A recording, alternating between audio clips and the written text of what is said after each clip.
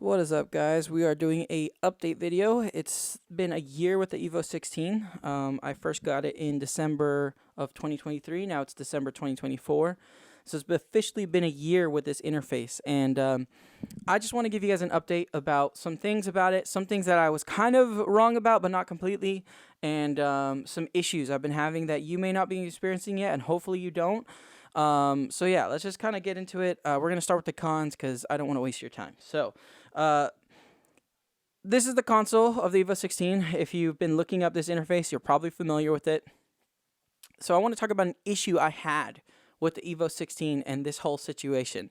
So as you know, the Evo 16 has a bunch of one knob thing that controls your gain and your headphone out master and your monitor master.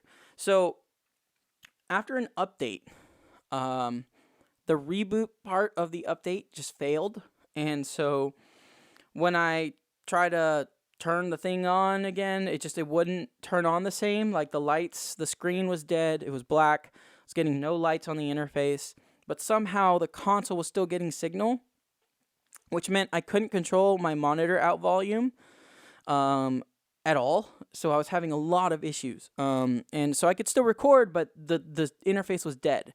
Now, I made a short on how to deal with that. They told me to hold the 1, the 2, and the 3 and the home button together and pull out the stereo input or outputs and plug them back in, and then it reset up and everything was fine. So I thought, but then something started happening like a couple weeks later, and I think it might have to do with that. I don't know. But basically, let me switch back to the screen here and then show you kind of this thing here. There's an issue that happens right here. This is my mic that I'm speaking to. But just to kind of explain to you what was happening, I do have a video kind of showing you what I sent Audient. I've been working back and forth with them with this issue. Today, they had me do a default reset thing digitally that they had me do. So far, it seems to have fixed the issue. I don't know yet, though, because we've been working back and forth for a bit, and so far nothing has solved this issue. I'm like testing this out basically at this point for them and trying to figure out what's causing this issue. But what would happen is I have this plugged into a Furman, but I typically turn off from the interface because that's what you're supposed to do. So I'd shut down the interface first, then I power down the Furman. Now, when I turned the Furman back on and the interface turned back on, what would happen is I'd be talking to my mic and I get like no signal. I'm like, what the heck is going on? Then I come over here and you won't even see any signal until I like smacked the microphone with my hand. It would bump up a little bit and you would see it, and I would have to clip the channel for it to wake up the preamps like it was still asleep. And so I'm gonna insert a video right here so you can see what I'm talking about.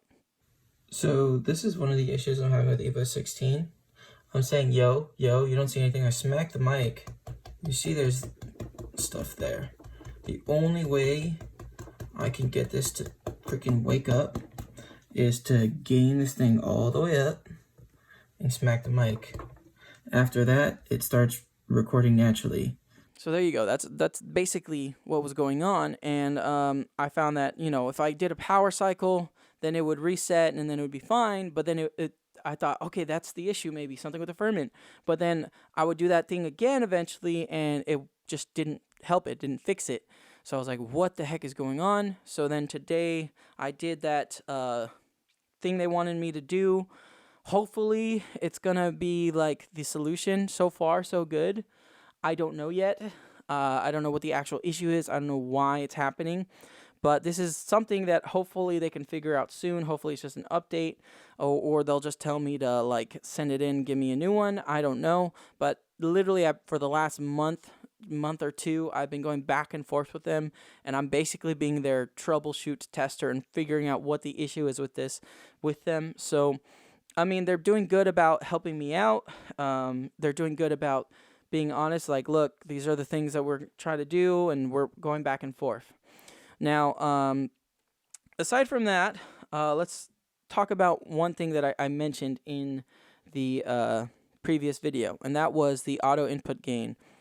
Is it good? Is it worth it? Is it not? Now, one thing I did state that the gain is set that it sets for a vocalist is usually too high. Typically, a vocalist will not practice at the same volume they'll record, unfortunately. So when you set that gain for when they're doing the thing, it's always going to be way too hot. So if you're going to do it, I would say, let it do it and then bring it down about like 5 to 6 decibels, and you're usually going to be okay. But it's typically setting it too hot for any singer. But for drums, for pianos, for miking up a bass amp or a guitar amp, I find it to be fairly useful. But if for vocalists, I feel like that mainly for that, you should be setting it manually, because typically it does set it too hot. Now, there was one mistake I made about that last video that no one knew. I didn't know. I was saying that the preamp was really noisy. There was just a lot of extra noise. Now, there was something that actually was causing that issue, and it has nothing to do with the Evo 16. Now, was it clipping? 100% it was clipping. Signal clipping is signal clipping. But there was a noise issue I was having, a noise ratio type thing. And I was like, why is this thing so noisy? Because I had to use RX Isotope and save the session, but it was still noisy. I was like, what the heck is that? So let me show you. Let me grab something real quick. So, what was my issue? It was the mic. Okay, I'm going to plug this in real quick. Hopefully there's not a pop for your ears. Okay, so I'm going to switch this over to the screen again. So let's take a look at this channel right here. Okay, that is this mic. You see that? You might be able to hear me on just this mic alone. The gain's pretty low, so I'll gain it up a little bit so you can hear me a little bit better while you're still hearing me on the RE20 a little bit from a distance. Now, what was the issue? Well, this is the Halefin microphone. It's a really cool classic modern style microphone with the classic look. If it looks familiar to you, they use this microphone in the Hunger Games for the announcement thing, but this one you can choose different colors. You can do silver with white, with red, with blue, or black with white, red, and blue. So I went black and red because of my, edgelordy fanaticism, Deadpool fan, and red's just my favorite color, and I went with this color. And one of the cool things about it is when you hit phantom power, let me show you what happens. Okay, so now you should be able to hear me, and the lights are on, so you see it looks pretty cool on camera. Okay, but and actually, so you can see it better, you can see now the lights are on. It looks pretty cool on camera, especially if you're doing like a good shot with the 4K camera, which I typically do. But I'm going to go back to screen so you can see something, an issue, or you might be able to hear it. Let me just stop talking.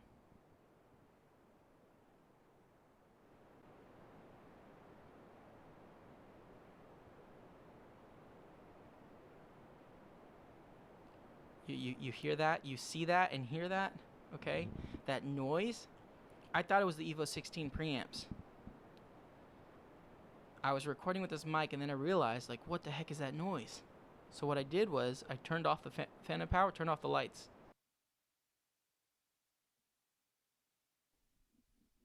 And just so you can see, like, the mic's active right now. That noise is gone. So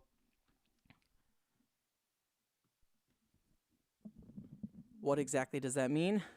The preamps on the Evo 16 aren't really noisy. My issue was this mic. I didn't realize how much EMI the lights for the microphone itself was giving to the mic. So, FYI, if you have this Halefin microphone, careful with the lights, because they will introduce a lot of EMI. Although it looks great on camera, on the recording side, you got to be careful with how hot you set that gain, because then you will have that kind of thing going on throughout your recording, which I had with this microphone. So that's one of the things I wanted to kind of explain to you guys about something I said in the video.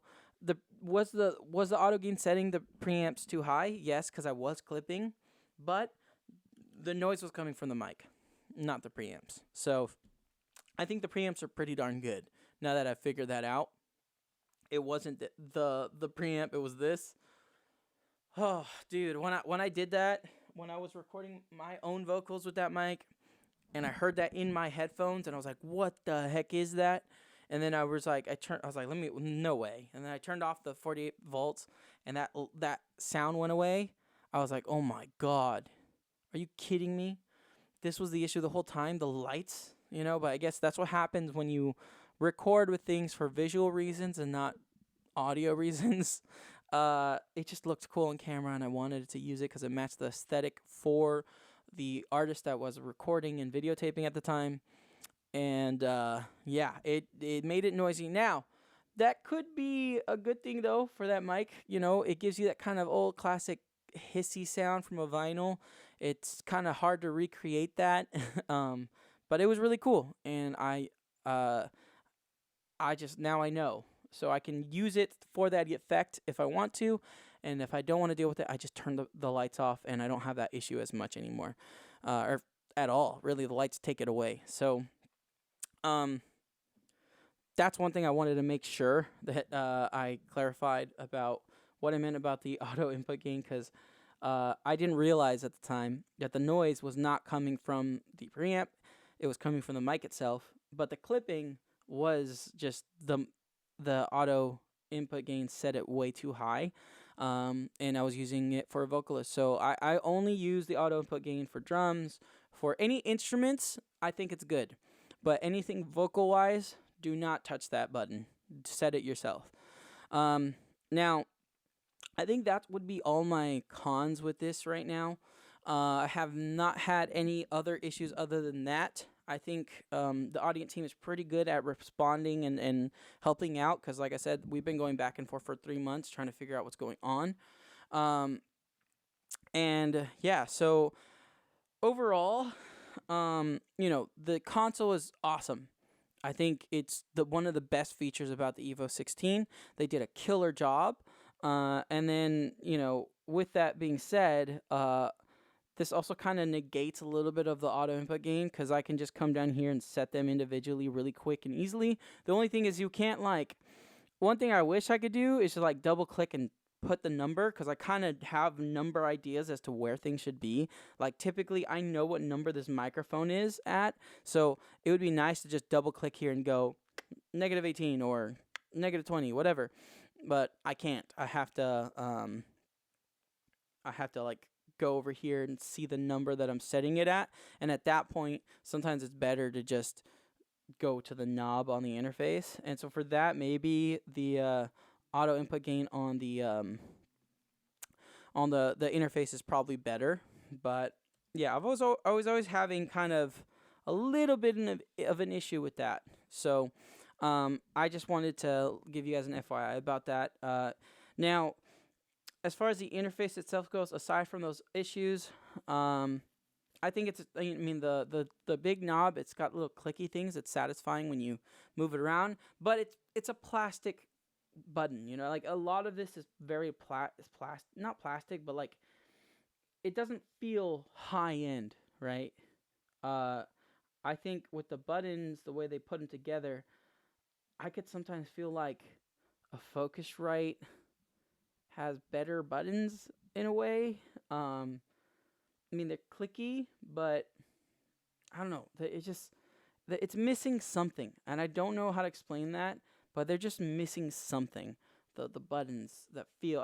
You know what it is? I think I don't like engraved buttons. So I prefer it when the button sticks out and you click it and it goes versus if this is the interface, the button dips into there. That's how the Evo 16 one is on. So you click into the divot, and it's not as satisfying for me. Maybe that's just a me problem, but I don't know. There's just it leaves a little bit to be desired. Now the screen, it's nice, but because it's nice, but I never look at that screen. Honestly, I never look at the screen because I just look right here at the console. Now, if I plug this interface into something that doesn't have the console, because I haven't downloaded on that computer or whatnot, and I'm just using it for interface sake, I think that maybe I'd use the screen more, but I'm typically using it with something that I have the console loaded up on. So the screen is just going to demonstrate everything that's here. So I don't really need to to look at the screen because everything is right here. This is where, and I'm going to get way more information from here. The only thing that the screen really helps me with is knowing exactly where my gain level's at. So that's kind of why I'm like, I mean, it's cool, but is it really that useful? Not really. And it's really small. It's a tiny screen. It's not like if I'm looking at my GoPro right now, and the screen on the GoPro is let's see if I can even do this. I want to try to do this. I'm gonna go ahead and pull up a camera here so you guys can see the size of that. But like, if you look at the GoPro screen, okay, that's the size of that. But then if I look at maybe the Evo 16 screen, it's smaller. I don't even know if you can see that. Let's see. I can't do that. Anyways, but the Evo 16 screen it's smaller than my GoPro screen. So it's not even that big of a whoop on that. I think overall the interface is cool. It's been a year. I just really hope we can get to the bottom of that one issue with the mic pre's like being asleep when you turn the interface on and having to wake it up. I don't know if anybody else has had this issue. Let me know if you have. But this is something we're going back and forth. Hopefully we can find a solution. If you have any questions about the Evo 16, please let me know in the comments. But yeah, I mean, the interface is great. The build quality, it's a solid interface, like I said, but it's just some of the buttons aren't necessarily the nicest thing to me because it's not like metal or anything like that. It's not rubber. It's just, it's kind of, it feels plasticky in a way. So that's my only gripe with it. I feel like there's other interfaces that might feel better with the tactile buttons and stuff like that. Now, one thing I do have to say that I prefer about this over like the Claret and the Scarlett and a lot of those other interfaces is I always hated interfaces where the phantom power is applied to more than one channel at a time, because then you're just like clipping things and stuff. I want to be able to set the individual channels phantom power rather than sending it to a bunch of them. So if you see here on the console, one of the benefits is that when you're using it, let's go over here. When you're using it, you can set the 48 volts for this individual channel or this one or this one or this one. I prefer that over a mass phantom power situation because I think that's just cleaner and it makes for less clipping. And sometimes you never know. Maybe if you have something plugged in that doesn't need the phantom power, it can be an issue because it's going to send it and then go, oh, it doesn't need it and take it back. But I'm like, I don't want you to send it to that channel at all because it doesn't need it. So why are we even having to deal with that problem? So I typically say, I prefer 48 volts control for each channel, which it allows me to do. So I do have to give that pro to the Evo 16.